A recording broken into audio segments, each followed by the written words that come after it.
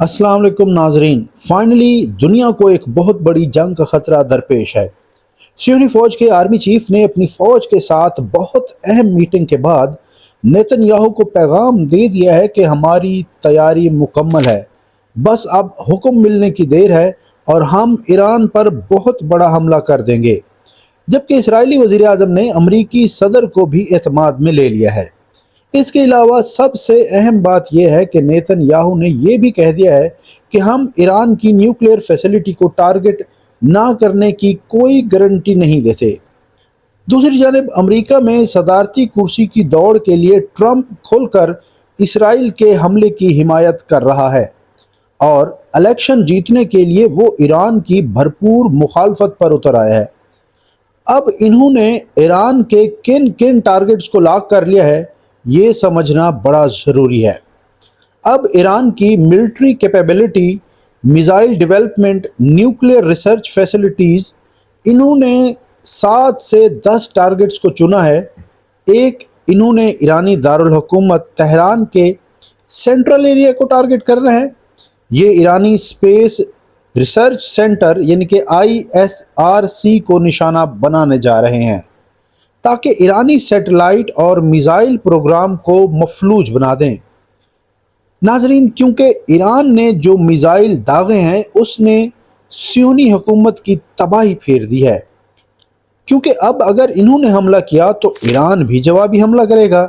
इसलिए ये सबसे पहले मिसाइल सिस्टम को ही नकारा बनाना चाहते हैं ताकि ईरान अब दोबारा हमला करने के काबिल ना रहे। नाजरीन, इसके बाद इन्होंने डिफेंस सिस्टम, ख़ासकर मिसाइल कम्प्लेक्सेस पर हमला करना है, जहां पर मिसाइल प्रोडक्शन हो रही है, जहां ईरान का स्टॉक पड़ा हुआ है और टेस्टिंग हो रही है, ताकि ईरान मिसाइल ना बना सके। इसराइल ने मिसाइल बेस जो तेहरान के करीब है उसे टारगेट करना है, क्योंकि ये ईरान के बैलिस्टिक मिसाइल का हब समझा जाता है। इसके अलावा इनका हदफ न्यूक्लियर रिसर्च एंड डेवलपमेंट है, जो कुम मुकद्दस के करीब है। इनका प्लान ये है कि यहाँ बंकर बस्टर बम मारकर इसे उड़ाएंगे, क्योंकि ये प्रोग्राम अंडरग्राउंड है। जिस तरह इन्होंने हसन नसरुल्लाह को मारने के लिए बंकर बस्टर बम इस्तेमाल किए थे। इसके अलावा ईरान के न्यूक्लियर कम्प्लेक्स नेटन्स को भी ये निशाना बनाने जा रहे हैं। इस साइट पर माजी में भी इसराइल ने टारगेट किया हुआ है और इस पर साइबर हमले भी किए हैं। ये काम इसराइल के लिए इतना आसान भी नहीं है, क्योंकि इसके लिए इन्हें F-35 का इस्तेमाल करना होगा और ईरान की डिफेंस लेयर को अबूर करना होगा, जो कि खाला जी का वाड़ा नहीं है। क्योंकि इधर से रूस ने इसराइल पर नज़रें जमाई हुई हैं और उसे पल पल की खबर है, जो कि वो ईरान को खबरें दे रहा है। इसके बाद ईरान की मिसाइल टेस्टिंग साइट्स हैं जिनको इन्होंने तबाह करना है।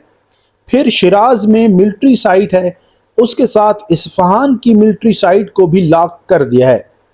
इन टारगेट्स में से सबसे अहम चाबहार स्पेस रिसर्च और रॉकेट प्लांट फैसिलिटी को भी टारगेट करना है।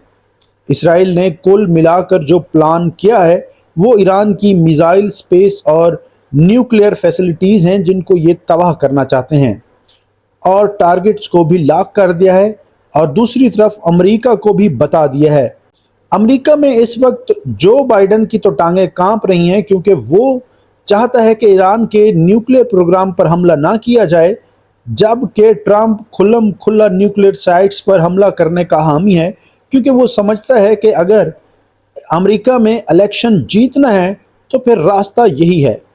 लेकिन अब अगर हमला होता है और वो हमला कामयाब हो या नाकाम, ईरान ने जवाबन हमला करना ही करना है, और फिर इसराइल का एटमी प्रोग्राम भी ईरान उड़ा देगा, क्योंकि अब आर या पार की सिचुएशन आ गई है। अब बहुत ख़तरनाक जंग होगी अगर इसराइल ने हमला कर दिया तो। अब ऐसी जंग होगी कि दुनिया पिछली जंगों को भी भूल जाएगी। जबकि ईरानी supreme leader Sayyid Ali Khamenei ने कहा है कि ये ईरानी इनकलाब को तब नहीं मिटा सके जब ये एक पौधा था, अब क्या खाक मिटाएंगे जब ये एक तनावर दरख्त बन चुका है। सैयद ने कह दिया है कि दुश्मन जलील होगा और उसकी नाक خاک میں رگڑیں گے۔